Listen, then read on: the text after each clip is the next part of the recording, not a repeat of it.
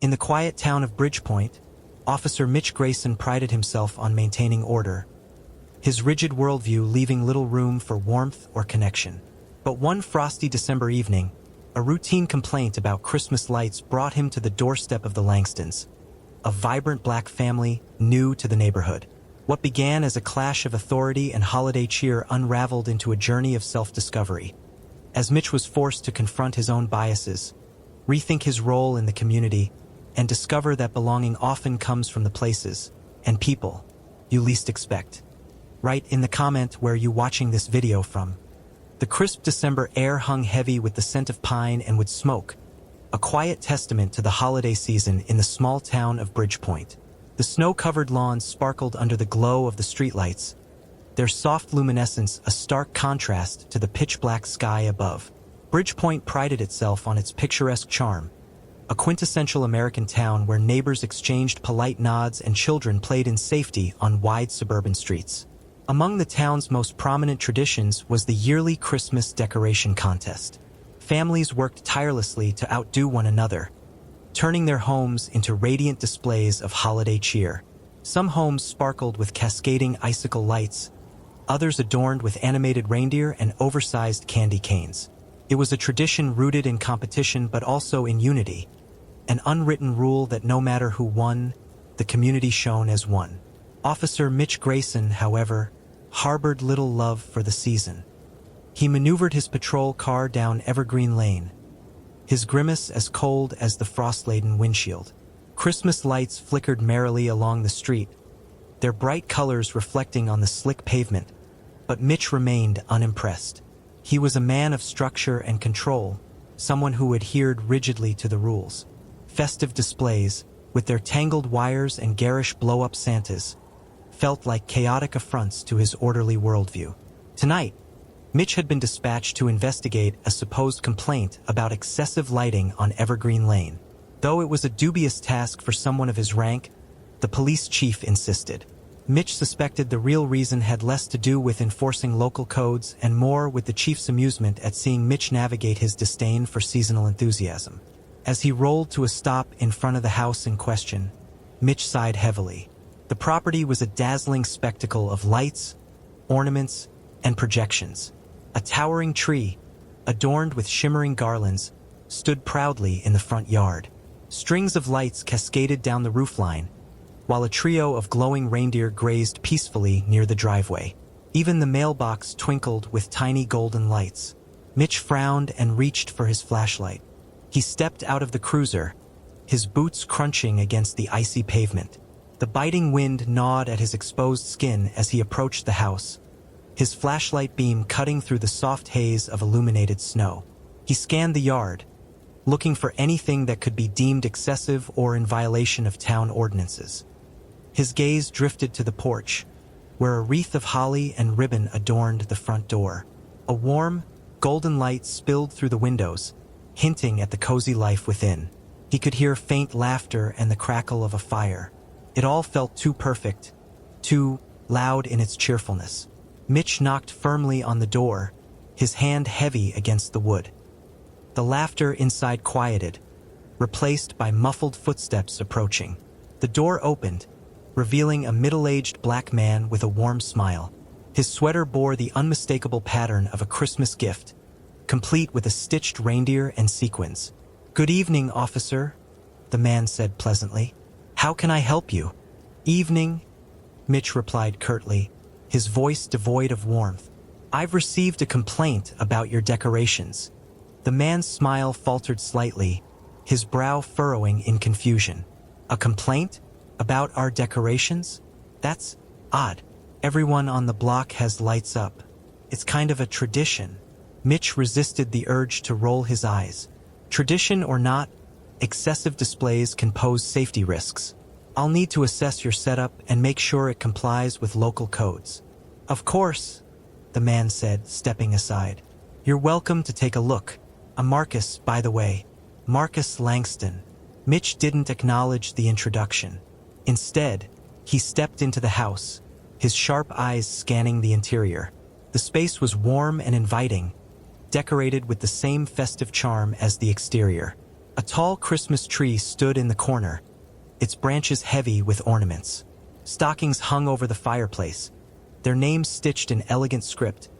Marcus, Tiana, Jackson, Maya. Everything seems in order inside, Mitch said gruffly. Let's check the electrical setup outside. Marcus nodded and grabbed a coat from the hook near the door. He followed Mitch into the yard, where the officer began inspecting the connections with meticulous precision. Marcus stood by patiently, his breath visible in the frosty air. After several minutes, Mitch straightened and turned to Marcus. You've got quite the setup here. You sure this isn't more for showing off than celebrating the season?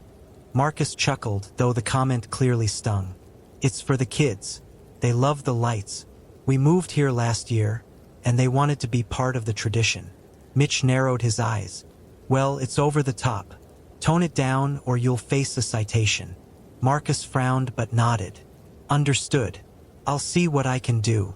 Mitch turned abruptly, heading back to his car without so much as a farewell. As he drove away, the vibrant lights of the Langston house faded in his rearview mirror, replaced by the dull glow of the street lamps. Back at the station, Mitch filed his report, his irritation simmering beneath the surface. He didn't know why the Langstons had gotten under his skin, but something about their display felt like a challenge to his authority. He resolved to keep an eye on them, sure that their ostentatious cheer was masking something deeper. Unbeknownst to Mitch, his report would set off a chain of events that would unravel his carefully ordered world and force him to confront truths he'd long buried. Chapter 2. The next morning, Mitch sat in his patrol car parked near the station, nursing a bitter coffee.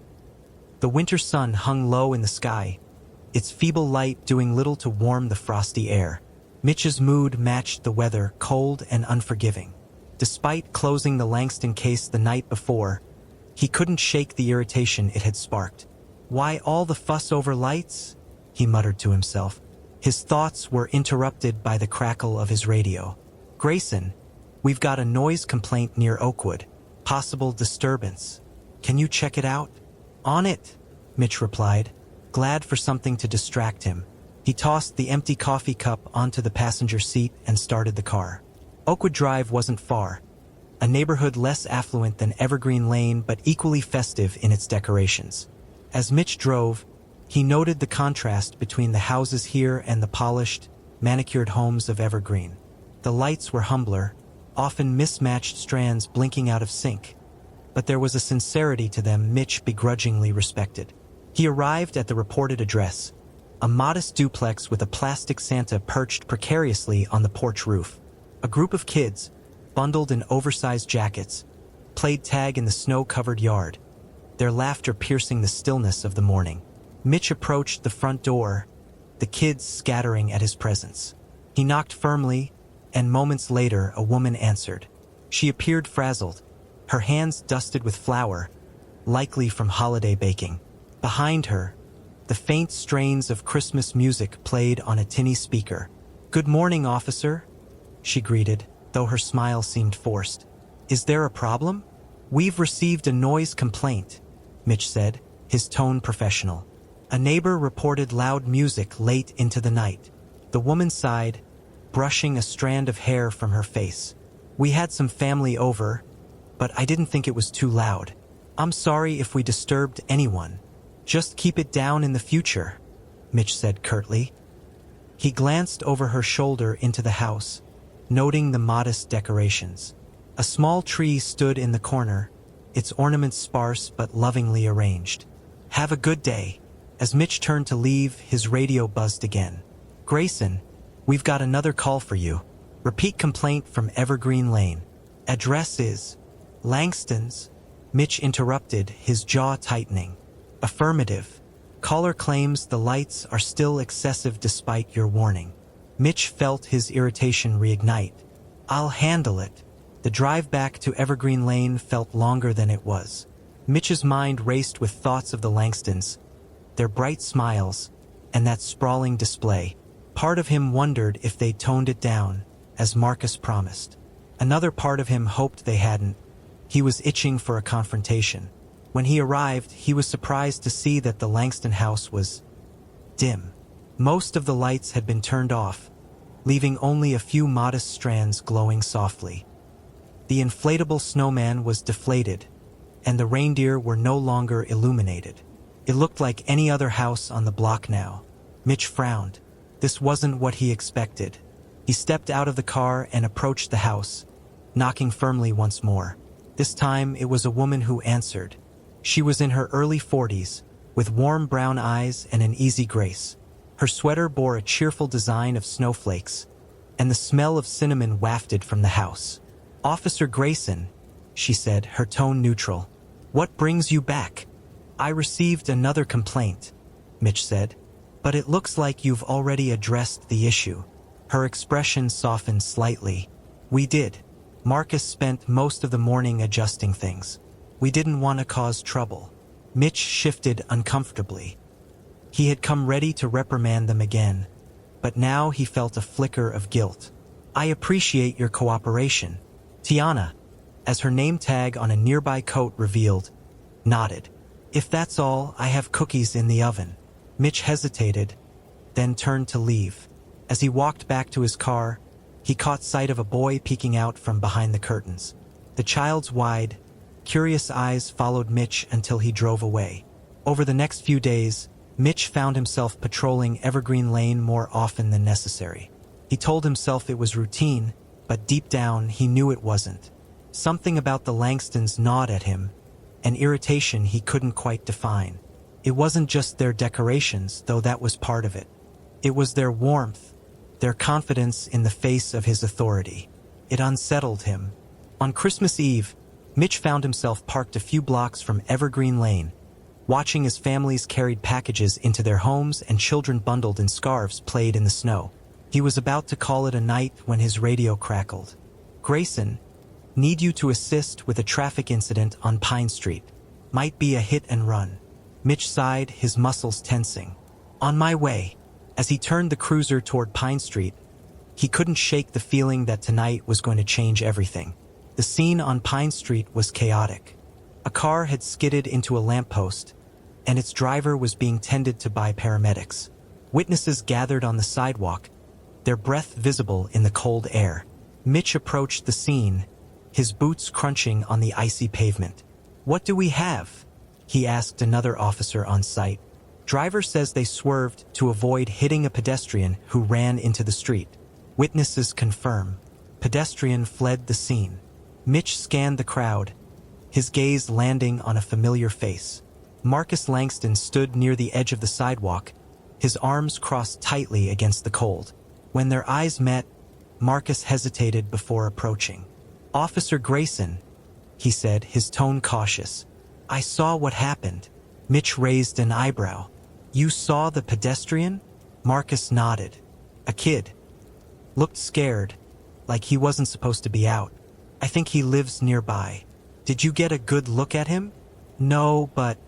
Marcus hesitated, his face troubled. "I can show you where I think he ran." Mitch studied Marcus, weighing his options. He could dismiss him and stick to the protocol, or he could follow the lead. Against his better judgment, he gestured for Marcus to lead the way. As they walked down the darkened street, Mitch couldn't help but feel the weight of the moment. For the first time, he and Marcus weren't adversaries. They were just two men trying to do what was right. But Mitch couldn't ignore the nagging thought that this alliance, however temporary, was about to unearth truths he wasn't ready to face. Chapter 3. Marcus led Mitch down a quiet side street, their footsteps crunching against the frosty ground. The neighborhood was darker here, with fewer lights illuminating the snowy lawns. The silence between them was heavy, broken only by the occasional hum of a distant car. Mitch's flashlight cut through the darkness, its beam scanning for any signs of the pedestrian Marcus had mentioned. "He ran this way," Marcus said, pointing to an alley between two houses. "I was parked a block down, dropping off a friend. I saw the kid dart out of the street when the car swerved." Mitch followed Marcus's direction, stepping carefully into the narrow passage. The alley was littered with scattered trash and patches of snow, the kind of place where a frightened child might seek refuge. Mitch's breath fogged the air as he focused on the task, his irritation with Marcus momentarily forgotten. Do you think he's from around here? Mitch asked, his tone more even than usual. Marcus nodded. Pretty sure. I've seen kids playing in the area after school. Could be one of them. They reached the end of the alley, which opened onto a small, rundown park. The playground equipment was dusted with snow, its once bright paint faded and peeling. A single swing swayed gently in the breeze, its creak eerily loud in the stillness. There, Marcus whispered, pointing toward a cluster of bushes near the swing set. Mitch directed his flashlight to the spot, revealing a small figure crouched in the shadows. It was a boy, no older than 8. His face streaked with tears and his hands trembling from the cold. He flinched as the light hit him, his wide eyes filled with fear. "Hey, kid," Mitch said, softening his tone. "It's okay. We're here to help." The boy didn't respond, his gaze darting between Mitch and Marcus. Marcus took a cautious step forward, his voice gentle. "You're safe now. We're not going to hurt you. Can you tell us your name?"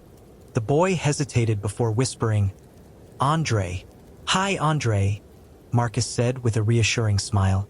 "I'm Marcus, and this is Officer Grayson. Were you hurt back there?" Andre shook his head but didn't move from his spot. Mitch crouched down, trying to appear less intimidating. "Andre, do you live around here? Is there someone we can call?" "My mom," Andre mumbled, his voice barely audible. "She's gonna be mad." "Why would she be mad?" Marcus asked gently. "I wasn't supposed to leave," Andre admitted, his voice cracking. "But I wanted to see the lights. They're so pretty." Mitch exchanged a glance with Marcus, understanding dawning. The boy had likely been out admiring the Christmas displays when he wandered too far. It explained why he'd been in the street and why he'd run. "It's okay, buddy," Marcus said. "We'll help you get home. Where do you live?" Andre hesitated again before pointing to a row of houses visible beyond the park. Mitch stood, brushing the snow from his knees. "Come on, let's get you home." Andre nodded reluctantly and allowed Marcus to take his hand. The three of them walked in silence toward the houses, Andre sticking close to Marcus's side. Mitch followed slightly behind, his thoughts a mix of relief and frustration. This wasn't how he'd expected his night to go. When they reached Andre's house, Marcus knocked on the door while Mitch kept a watchful eye on the street.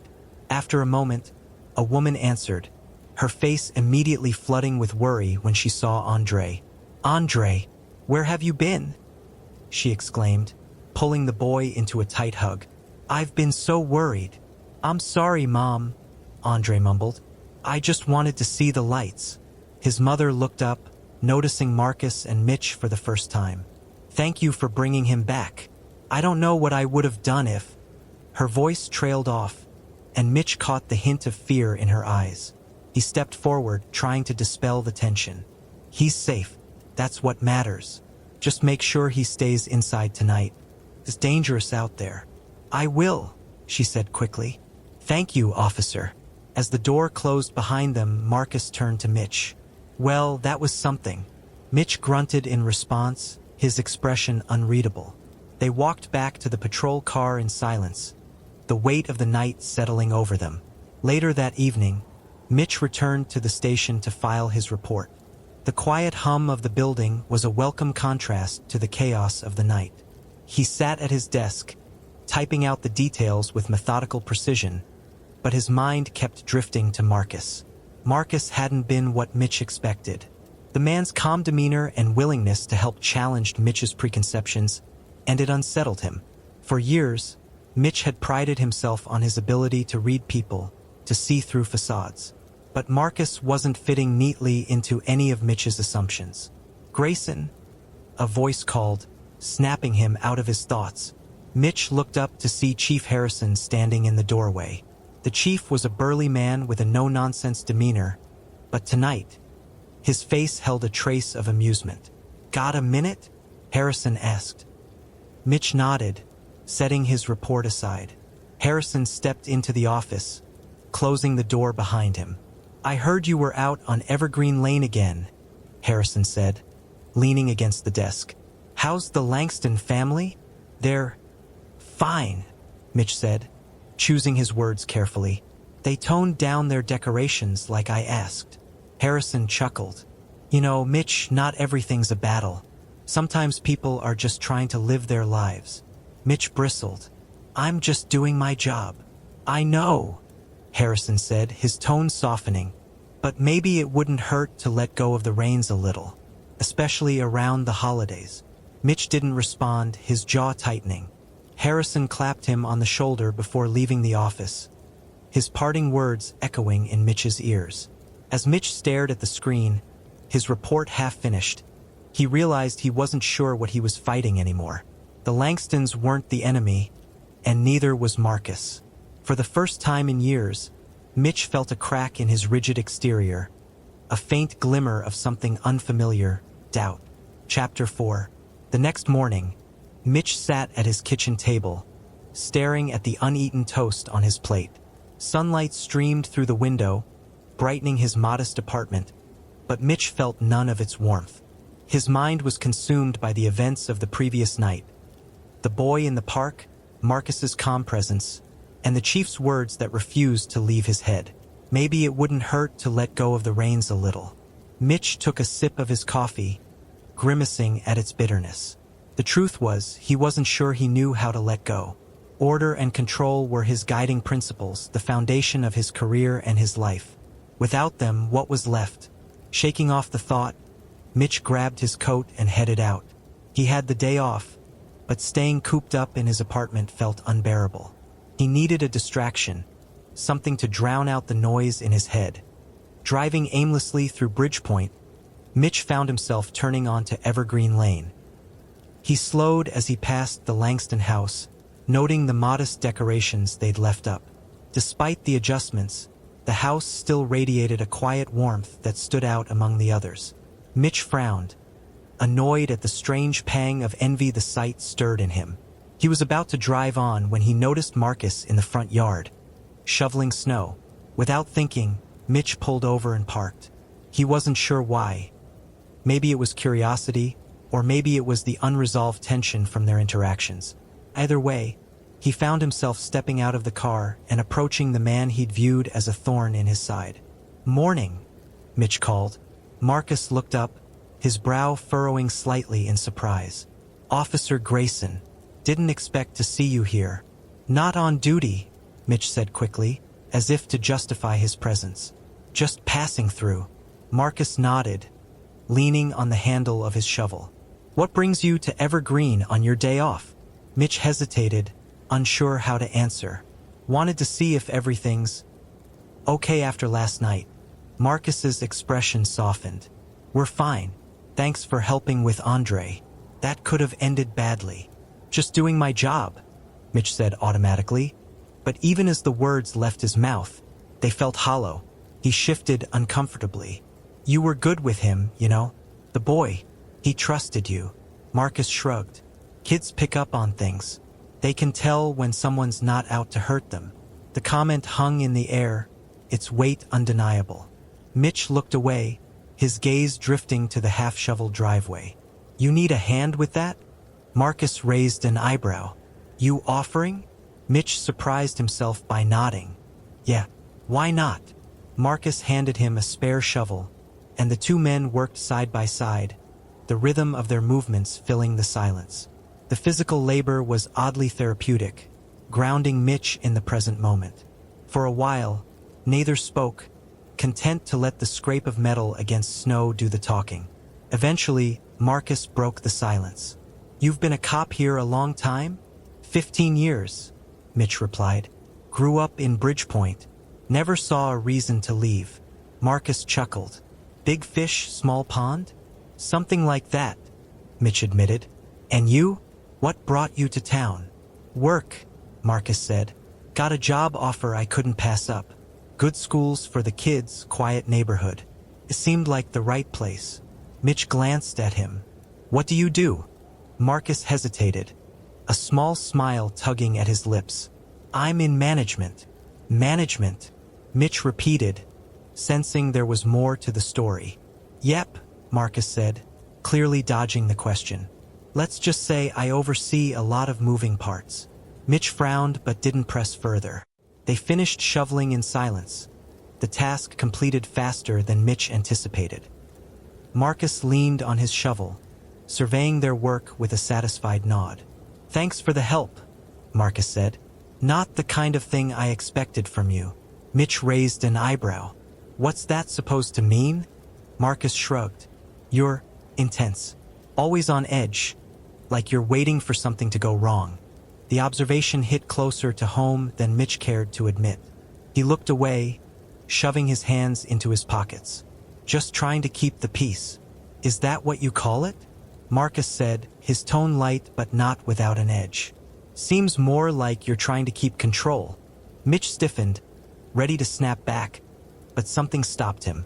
Instead, he exhaled deeply, his breath fogging in the cold air. "Maybe you're right." Marcus looked at him, surprised by the admission. "Well, that's not what I expected to hear." Mitch gave a small, humorless laugh. "Neither did I." For a moment, they stood in companionable silence, the tension between them easing. Mitch glanced at the house, noticing the faint strains of music coming from inside. "Looks like your family's getting ready for Christmas." "Yeah," Marcus said, smiling. "It's Maya's favorite holiday. She's been counting down since Halloween." Mitch allowed himself a small smile. "Kids have a way of making it special." "They do," Marcus agreed. He looked at Mitch thoughtfully. "You got kids?" Mitch shook his head. "Never married. Never had the time." Marcus studied him for a moment, then nodded. "Well, you're welcome to stop by tomorrow if you're not busy. We're having a big dinner, and there's always plenty of food." The offer took Mitch by surprise. He opened his mouth to decline, but the words wouldn't come. Instead, he found himself saying, "I'll think about it." Marcus smiled. "Fair enough." As Mitch walked back to his car, he felt an unfamiliar warmth spreading through him. It wasn't just the physical exertion or the crisp winter air. It was something deeper, something he couldn't quite name. For the first time in years, Mitch felt a flicker of connection, a crack in the walls he'd spent so long building, and he wasn't sure whether to be grateful or terrified. Chapter 5. Mitch spent the rest of the day wrestling with Marcus's invitation. The Langston family dinner seemed so far removed from his usual Christmas routine, if it could even be called that. His holidays typically consisted of a frozen dinner, a stiff drink, and a movie he only half-watched. The idea of sitting at a table surrounded by warmth and laughter felt foreign, even intimidating. By nightfall, Mitch had convinced himself it was a bad idea. He wasn't the kind of man who fit into places like that. But as he sat in his dimly lit apartment, the silence pressing in on him, he couldn't stop thinking about Marcus's words, or the fleeting sense of peace he'd felt while shoveling snow with him. On Christmas morning, Mitch woke early, the weak sunlight filtering through his blinds. He went through his usual motions: coffee, a shower, a glance at the stack of unread mail on the counter, but none of it felt right. The empty quiet of his apartment, once a comfort, now felt suffocating. Finally, after what felt like hours of pacing, Mitch grabbed his coat and headed out. He told himself he was just going for a drive, a way to clear his head. But as his car idled at a stoplight, he realized he was already halfway to Evergreen Lane. When he arrived, he parked a few houses down, unsure of his next move. He could hear faint laughter and the clatter of dishes coming from the Langston house. The windows glowed warmly against the snowy backdrop, and the sight tugged at something deep inside Mitch, a longing he couldn't quite name. Before he could second-guess himself, Mitch stepped out of the car and walked up to the front door. He hesitated, his hand hovering over the doorbell, before finally pressing it. The sound echoed inside, followed by a flurry of footsteps. The door swung open, revealing Marcus's wife, Tiana. She looked momentarily surprised, then broke into a warm smile. "Officer Grayson," she said. "Merry Christmas. Come in." Mitch stepped inside, feeling awkward and out of place. The house smelled of roasted turkey and spices, the air thick with the sounds of family. Laughter, chatter, and the faint strains of holiday music playing in the background. He shrugged off his coat, unsure where to go or what to do. "Grayson," Marcus called from the living room, his face lighting up with surprise. Didn't think you'd actually come. Mitch gave a sheepish shrug. Figured I'd take you up on that offer. Well, I'm glad you did, Marcus said. Come on, meet the rest of the family. Mitch followed Marcus into the living room, where the Langstons' two children were sprawled on the floor, surrounded by wrapping paper and toys. Maya, the younger of the two, was carefully arranging a miniature nativity scene, while Jackson was engrossed in a new video game. This is Maya and Jackson, Marcus said, gesturing to the kids. Kids, this is Officer Grayson. Hi, Maya said brightly, looking up from her figurines. Jackson gave a distracted wave, his attention still focused on the screen. And this, Marcus continued, leading Mitch to a plump, older woman seated near the fireplace, is my mother, Evelyn. Evelyn looked up from her knitting, her sharp eyes appraising Mitch. So you're the one who's been hassling my son about his lights, she said, her tone teasing but firm. Mitch flushed, unsure how to respond, but Evelyn's laugh put him at ease. I'm just giving you a hard time, she said. Welcome to the family, at least for today. Mitch managed a small smile. Thanks. The afternoon unfolded with surprising ease. Mitch found himself seated at the dining table, a plate piled high with food, surrounded by the warmth of the Langston family. He listened as they shared stories, laughed at inside jokes, and teased one another with the kind of affection that only came from deep bonds.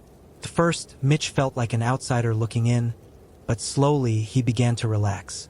Tiana passed him a basket of rolls, smiling kindly. So, Officer Grayson, she said, what made you decide to join us today? Mitch hesitated, unsure how to explain the emptiness he'd felt that morning, or the quiet pull that had brought him to their door. I guess I just didn't want to spend Christmas alone, he admitted, his voice low. The table grew quiet for a moment, the weight of his words sinking in. Then Marcus spoke, his tone light but sincere. Well, we're glad you're here. No one should be alone on Christmas. The conversation shifted to lighter topics, and soon, the room was filled with laughter again. Mitch found himself smiling more than he had in years, the warmth of the Langston family melting the icy barriers he'd built around himself. After dinner, they moved to the living room, where the children insisted on playing charades. Mitch tried to bow out, but Maya's pleading eyes left him no choice. He found himself awkwardly miming a snowman, much to the children's delight. As the evening wore on, Mitch realized he didn't want to leave. For the first time in years, he felt a sense of belonging, a connection he hadn't known he was missing. When it was finally time to go, he lingered in the doorway, reluctant to step back into the cold, empty night. Thanks for having me, Mitch said, his voice earnest. It meant a lot. Marcus clasped his shoulder, a gesture of camaraderie. You're welcome anytime. As Mitch drove home, the glow of the Langston house fading in his rearview mirror, he felt something stir inside him. A flicker of hope, fragile but unmistakable. For the first time in years, Mitch allowed himself to believe that maybe, just maybe, he could find his way back to the light. Chapter 6.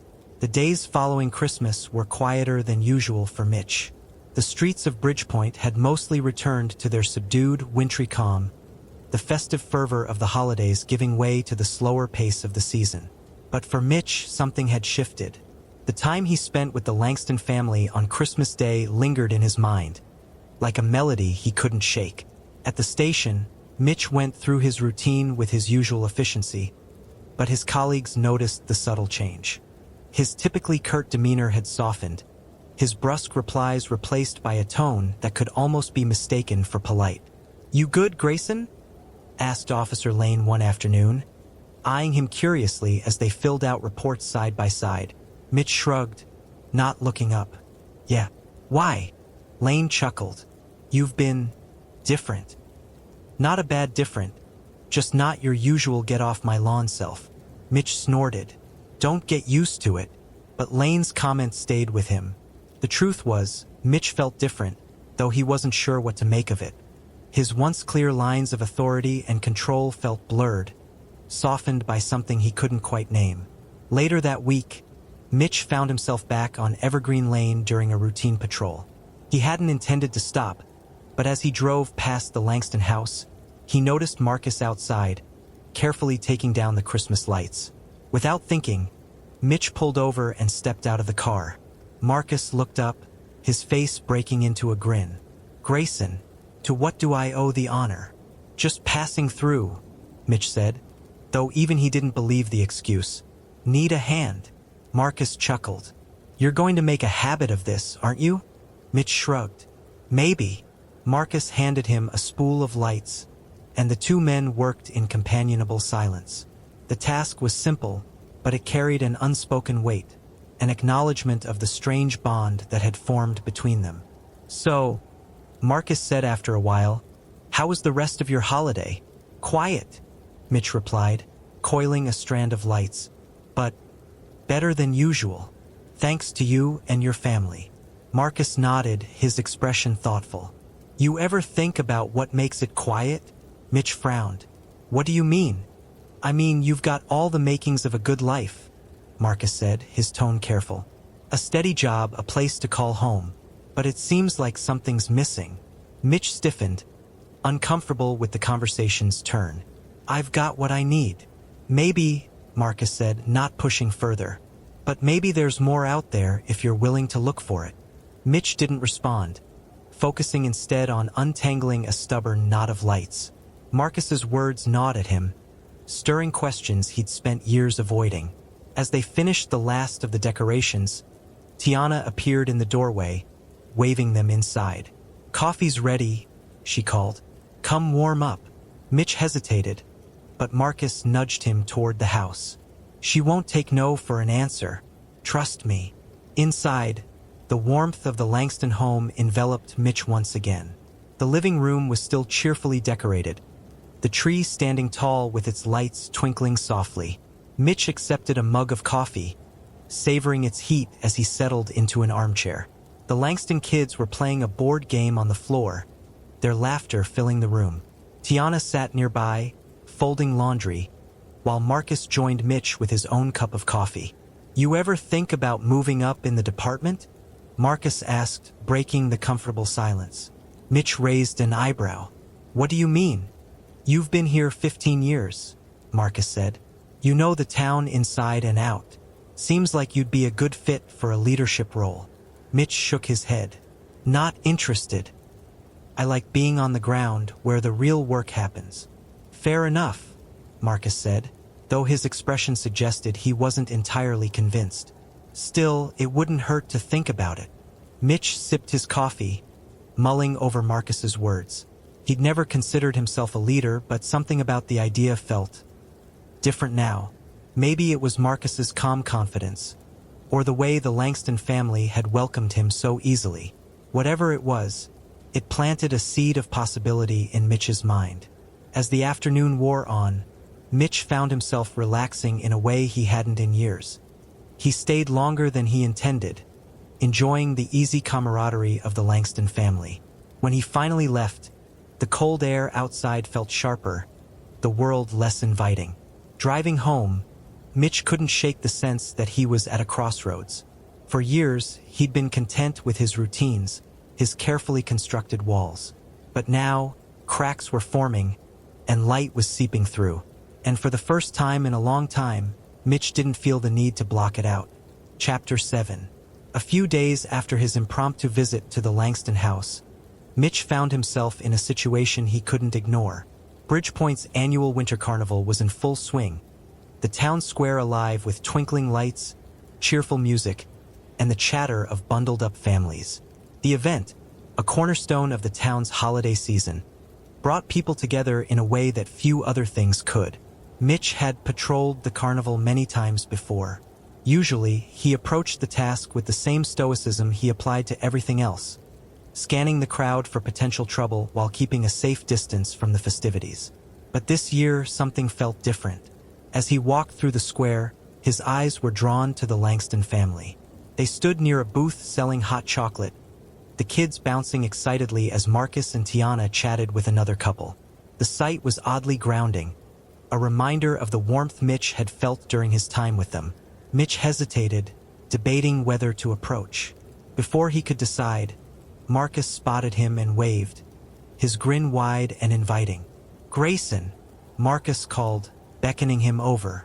"Didn't expect to see you here." Mitch made his way over, his hands stuffed in his pockets against the cold. "Just doing my rounds," he said, "keeping an eye on things." "Well, you're in luck," Marcus said, handing him a steaming cup of hot chocolate. "Consider this your reward for keeping the peace." Mitch accepted the cup, surprised by the gesture. The warmth seeped through his gloves, and he took a cautious sip. It was sweeter than he expected, but not unpleasant. "You here with anyone?" Tiana asked, her tone casual but kind.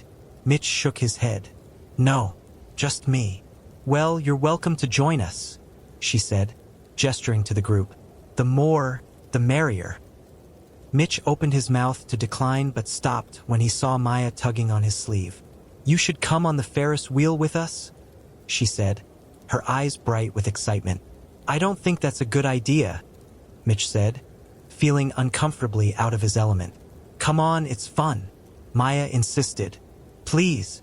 Before he could argue further, Marcus clapped him on the shoulder.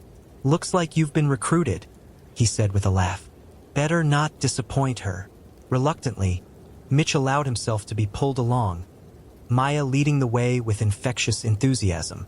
They joined the line for the Ferris wheel, the towering structure glittering with strings of multicolored lights. Mitch couldn't remember the last time he'd been on a carnival ride, or if he ever had. As they climbed into the seat, Maya chattered excitedly about the view from the top. Mitch listened, his usual reserve softening under her relentless cheer. When the ride started, the slow ascent gave him a moment to take in the scene below. The square was a sea of lights and movement, the kind of idyllic small-town scene that belonged on a postcard. "It's pretty, isn't it?" Maya said, her voice quieting as they reached the top. Mitch nodded, his breath visible in the frosty air. "Yeah, it is." For a moment, they sat in companionable silence, the weight of the world temporarily forgotten. Mitch found himself smiling, a real unguarded smile, as he looked out over the town he'd spent his entire life protecting. When the ride ended, Marcus was waiting at the bottom, grinning as Mitch stepped out of the seat. "How was it?" Mitch shrugged, though he couldn't hide the small smile lingering on his face. "Not bad." "Told you," Maya said with a triumphant grin. They spent the rest of the evening wandering the carnival together, the Langstons treating Mitch like one of their own. He found himself laughing more than he had in years, caught up in their easy warmth. For the first time, he let himself be part of the community instead of standing on the outskirts. As the night wound down, Mitch and Marcus found themselves standing near a quiet corner of the square, watching the crowd thin out. The children had grown sleepy, leaning against Tiana as she chatted with another family. "You know," Marcus said, breaking the silence, "I used to think this town was too quiet, too small. But now, I don't know, feels like home." Mitch glanced at him, surprised by the admission. "What changed?" Marcus shrugged. "The people. When you find good people, it makes all the difference." Mitch didn't respond right away, his gaze returning to the square. The lights shimmered against the night sky, their glow reflecting off the snow. For the first time, he saw the town not just as a place to patrol, but as a place to belong. "Maybe you're right," Mitch said finally, his voice low but steady. "Maybe it's not the place that matters. It's the people." Marcus smiled, clapping him on the shoulder. "Told you you'd figure it out eventually." As Mitch drove home that night, the quiet streets of Bridgepoint felt different. They weren't just roads to patrol or landmarks to mark time by. They were part of something bigger, something he was finally starting to understand. For the first time in years, Mitch felt a sense of hope, a feeling that maybe, just maybe, he could find a place where he truly belonged. Chapter 8. The winter chill had deepened in the days after the carnival, coating Bridgepoint in a thick blanket of frost. Mitch found himself taking more leisurely patrols through town, lingering in neighborhoods he'd once only viewed as a duty to oversee. He wasn't sure when the shift had happened, but he no longer saw Bridgepoint as a town full of problems waiting to happen. It was beginning to feel like home in a way it never had before. On one of those patrols, Mitch decided to stop by the Langston house. It wasn't official business. He just felt the pull of their warmth again, the easy camaraderie he'd experienced during the carnival. As he approached the house, he saw Marcus in the driveway, packing the trunk of his car with suitcases. Heading somewhere? Mitch asked as he stepped out of his patrol car. Marcus looked up, grinning. Just for a couple of days. Tiana's sister lives upstate. She's been begging us to visit since we moved here. Mitch nodded, shoving his hands in his jacket pockets. You'll be back before New Year's? Of course, Marcus said. We're not missing the fireworks. Jackson's already picked out the perfect spot to watch them. Mitch allowed a small smile. Sounds like a good trip. You should come by when we're back, Marcus said, closing the trunk. We're thinking of hosting a little New Year's party. Nothing fancy, just some good food and company. Mitch hesitated. I'll think about it. Marcus chuckled. That's what you said about Christmas and you showed up. I'm betting you'll come around. As Marcus finished loading the car, Tiana appeared at the front door, her arms laden with bags. Mitch moved to help her, taking a few of the heavier ones. Thank you, Officer Grayson, she said with a warm smile. You're becoming a regular around here. Mitch felt a faint flush rise to his cheeks. Just Mitch, he said. And it's no trouble. Well, Mitch, Tiana said, emphasizing the name. You're always welcome. Don't be a stranger. The Langstons finished packing and piled into the car, waving as they drove off. Mitch stood in the driveway for a moment, watching their taillights disappear down the street. The quiet settled around him again, but it didn't feel as oppressive as it once had. Instead, it carried a strange comfort. The week passed uneventfully, and Mitch fell into his usual routine. But the Langstons' absence was palpable. Evergreen Lane felt quieter without their cheerful presence, their house dim in the dark evenings. Mitch found himself looking forward to their return more than he cared to admit. On New Year's Eve, Mitch sat in his apartment, staring at the invitation Marcus had casually extended.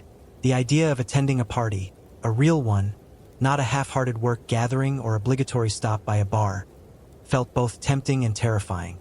But as the hours ticked by, he couldn't shake the memory of the warmth he'd felt on Christmas Day, the sense of belonging he hadn't realized he craved. Finally, as the clock approached 8, Mitch made his decision. He grabbed his coat and stepped outside, the cold air biting at his face. The streets were lively with anticipation, families and friends heading to various celebrations. Mitch's destination, however, was clear. When he arrived at the Langston house, it was already buzzing with activity. Laughter spilled from the open windows, and the glow of soft lights illuminated the yard. Mitch hesitated on the porch, the hum of conversation inside making him second-guess himself. But before he could retreat, the door opened. Mitch! Marcus greeted him with a wide grin. I knew you'd show up. Come on in. Mitch stepped inside, his nerves easing slightly as the familiar warmth of the Langston home enveloped him. The house was decorated with streamers and balloons, the air filled with the aroma of Tiana's cooking. Guests mingled in the living room, their conversations punctuated by laughter and the clink of glasses. Make yourself at home, Marcus said, guiding Mitch toward the kitchen. There's food, drinks, and plenty of good company. Mitch nodded, still feeling slightly out of place but grateful for Marcus's easy demeanor. He filled a plate with food, then found a quiet corner to observe the scene.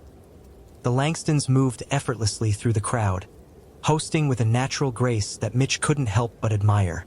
As the night wore on, Mitch found himself drawn into conversations, first with Marcus and then with other guests. The initial awkwardness gave way to a surprising ease, the kind of comfort that only came from being surrounded by genuine people. For the first time, Mitch didn't feel like he was performing a role. He was just himself. As midnight approached, the group gathered in the living room, glasses raised for the countdown. Marcus stood at the center, his arm draped around Tiana, their smiles wide and unguarded. Mitch stood on the periphery, his own glass in hand, watching as the seconds ticked down. 10, 9, 8. The room buzzed with excitement, the collective energy infectious. 3, 2, 1. Happy New Year! Cheers erupted, and the sound of clinking glasses filled the room. Mitch found himself smiling, the moment washing over him like a wave. Marcus caught his eye and raised his glass in a silent toast, a gesture that spoke volumes. In that moment, Mitch realized something he hadn't fully grasped before. The Langstons weren't just a family he admired, they were his friends. And for the first time in years, he felt the weight of loneliness lift, replaced by something infinitely more powerful. Belonging. Chapter 9. The first week of the new year was marked by a sense of renewal in Bridgepoint. The holiday decorations came down, but the warmth lingered, as if the town itself had absorbed the glow of the season. For Mitch, that glow felt deeply personal. The New Year's party at the Langstons had left an imprint on him, one he found himself revisiting in quiet moments. It wasn't just the joy of the celebration. It was the way Marcus, Tiana, and their family had treated him like one of their own. Mitch had always prided himself on his independence. He didn't need anyone, or so he'd told himself. But now, the idea of being part of something, of letting people in, didn't seem so foreign. It seemed possible. The change didn't go unnoticed at the station. Mitch's colleagues teased him good-naturedly, remarking on his lighter demeanor and willingness to linger for small talk. Officer Lane, in particular, seemed amused by the transformation. "Grayson," Lane said one morning, leaning against Mitch's desk with a smirk, "what's gotten into you? You're downright pleasant these days." Mitch rolled his eyes but couldn't help a small smile. "Maybe I'm just tired of your complaining." Lane laughed. "Sure, that's it. Whatever it is, keep it up. The rest of us appreciate not feeling like we're walking on eggshells around you." Mitch shook his head, but the comment stayed with him. He wasn't sure when the shift had started. Maybe the Langstons were just the tipping point. But for the first time, Mitch didn't feel like an outsider in his own life. That weekend, Mitch decided to visit the Langstons unannounced. He'd been thinking about Marcus's words at the carnival, about how it wasn't the place that mattered but the people. Mitch didn't have many people, but maybe that could change. When he arrived, the Langston kids were playing in the front yard, their laughter echoing down the street. Jackson was attempting to build a snow fort while Maya gleefully pelted him with snowballs. "Officer Grayson," Maya called, spotting him as he climbed out of his car. "Are you here to help?" Mitch chuckled, stepping onto the lawn. "Looks like Jackson could use the backup." "Traitor," Jackson shouted, pretending to be outraged. "I thought you were on my side." Mitch raised his hands in mock surrender. "I'm neutral, I promise." The front door opened, and Marcus stepped outside, a cup of coffee in hand. "Mitch," he said, smiling, "this is a nice surprise. Come in, unless the kids have already roped you into their battle." "Not yet," Mitch said, shaking off the snow from his boots. He followed Marcus inside, the warmth of the house a welcome contrast to the crisp air outside. Tiana greeted him with her usual warmth, offering him a cup of coffee before returning to the kitchen, where the scent of something delicious wafted through the air. Mitch and Marcus settled into the living room, the easy rhythm of their friendship making conversation flow naturally. "Busy week?" Marcus asked, leaning back in his chair. "Not too bad," Mitch said. "Quieter than usual. And you? Kids keeping you on your toes?" Marcus chuckled. "Always, but I wouldn't have it any other way." They sat in comfortable silence for a moment before Marcus spoke again, his tone more serious. "You seem different lately, in a good way." Mitch looked down at his coffee, the words catching him off guard. "Yeah, I guess I've been thinking about some things, about how I've been living. And maybe it's time to change," Mitch admitted. "I've spent so long keeping people at arm's length, thinking I didn't need anyone. But after spending time with you and your family, I don't know, it's made me realize how much I've been missing." Marcus nodded, his expression thoughtful. "That's a big realization." "It is," Mitch said. "But I think I'm ready. For what exactly, I'm not sure. But I don't want to go back to the way things were." Marcus smiled, his approval clear. "That's a good start." The conversation shifted to lighter topics, but Mitch carried Marcus's words with him for the rest of the day. Change wasn't easy, and it wasn't instant, but for the first time, Mitch felt like he was on the right path. That night, Mitch sat in his apartment, reflecting on the weeks that had passed since his first encounter with the Langstons. What had started as irritation, born from his own biases and assumptions, had turned into something entirely unexpected. Friendship, warmth, connection. Things Mitch had convinced himself he didn't need but now couldn't imagine living without. He reached for his phone, scrolling through his contacts until he found Marcus's number. After a moment's hesitation, he sent a simple text. "Thanks for everything." The response came almost immediately. "Anytime. Your family now." Mitch stared at the message, a small smile tugging at his lips. Family. The word felt strange, unfamiliar. But for the first time, it didn't feel impossible. Felt real. Chapter 10. The following weeks brought a kind of transformation Mitch hadn't anticipated. He found himself more involved in the community, stopping to chat with neighbors he'd once only nodded to in passing. His patrols felt less like obligations and more like opportunities to connect with the people of Bridgepoint. It was subtle, almost imperceptible, but for Mitch it was monumental. One snowy Saturday, Mitch decided to swing by the Langston house again. It was becoming a habit now, one he didn't feel the need to rationalize anymore. As he pulled onto Evergreen Lane, he noticed something unusual. A police cruiser was already parked in front of the house, its lights off but its presence unmistakable. Mitch's chest tightened with unease as he stepped out of his car. He approached the front yard, where a young officer stood talking to Marcus, his notepad out. Marcus looked calm, but his arms were crossed tightly against the cold, a sign Mitch had come to recognize as restrained frustration. "Everything okay here?" Mitch asked, his voice steady but firm. The officer turned, his face lighting up with recognition. "Grayson, just responding to a complaint about decorations." Mitch's jaw tightened. "Decorations? The holidays are over." Marcus sighed, his breath visible in the frosty air. "Someone reported that we left up too many lights, said it was disruptive. I told him we've already taken most of it down." Mitch shot the officer a look. "This can't be serious." The younger man hesitated, glancing between Marcus and Mitch. "Just following up, sir. Didn't mean to cause any trouble." "Well, you've done your part," Mitch said, his tone leaving no room for argument. "I'll take it from here." The officer nodded quickly, retreating to his cruiser. Marcus watched him go, his expression unreadable. "Sorry about that," Mitch said, turning to Marcus. "People can be ridiculous." Marcus gave a half-smile. "It's not the first time, and it won't be the last." Mitch frowned. "What do you mean?" Marcus hesitated, then gestured for Mitch to follow him inside. Once they were seated in the living room, Marcus leaned forward, his hands clasped tightly. "You've noticed, haven't you? The way some people in this town look at us." Mitch shifted uncomfortably. He had noticed, though he'd tried to ignore it. The Langstons were one of the only black families in Bridgepoint, and while the town prided itself on being friendly, there were undercurrents Mitch couldn't deny. "I try not to let it bother me," Marcus continued, his voice calm but edged with weariness. "But sometimes it's hard.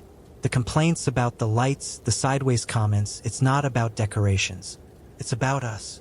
Mitch felt a wave of guilt, remembering his own assumptions when he'd first met the Langstons. "I'm sorry," he said quietly. "I didn't see it before." Marcus shrugged. "You see it now. That's what matters." Mitch nodded, the weight of Marcus's words settling over him. For years, he'd prided himself on being impartial, on treating everyone the same. But now he saw how blind he'd been to the ways prejudice could manifest, even in the seemingly small things. "I want to do better," Mitch said, surprising himself with the sincerity in his voice. Marcus smiled, his expression softening. "You already are." Over the next few weeks, Mitch threw himself into his work with renewed purpose. He began paying closer attention to the people he interacted with, taking the time to listen and understand. He realized how much he'd missed by keeping himself at a distance, and he was determined to make up for it. One evening, Mitch found himself at a community meeting, something he'd previously avoided. The room was filled with familiar faces, including the Langstons. Marcus caught his eye and gave him an encouraging nod, which bolstered Mitch's confidence. When it was his turn to speak, Mitch stood, his hands gripping the edge of the podium. "I've been a cop in this town for 15 years, he began, his voice steady but thoughtful. "In that time, I've seen a lot of things, some good, some bad. But what I've learned recently is that doing the job isn't enough. It's about being part of the community, about understanding and supporting the people who live here." The room was silent, all eyes on him. Mitch took a deep breath and continued. "I haven't always gotten that right, but I want to do better. I want Bridgepoint to be a place where everyone feels like they belong." When he finished, there was a moment of quiet before the room erupted into applause. Marcus was the first to stand, clapping with genuine pride. Mitch met his gaze, a small smile breaking through his usually stoic demeanor. As winter gave way to spring, Mitch's world continued to expand. He found himself spending more time with the Langstons, joining them for barbecues and family game nights. He became a familiar face in the community, not just as a cop but as a friend and neighbor. One evening, as Mitch and Marcus sat on the Langstons' porch, watching the kids play in the yard, Marcus turned to him with a grin. "You know," Marcus said, "when we first met, I didn't think we'd ever get along." Mitch chuckled. The feeling was mutual. "And now?" Marcus asked, raising an eyebrow. "Now," Mitch said, his voice warm, "I can't imagine this town without you." Marcus clapped him on the shoulder, and the two men sat in comfortable silence, the laughter of the children ringing out into the night. Mitch had spent so long building walls, convinced they were necessary to survive. But now, those walls were gone, replaced by something infinitely stronger. Connection, trust, and a sense of belonging he hadn't known he was capable of. For the first time in his life, Mitch Grayson felt like he was exactly where he was meant to be.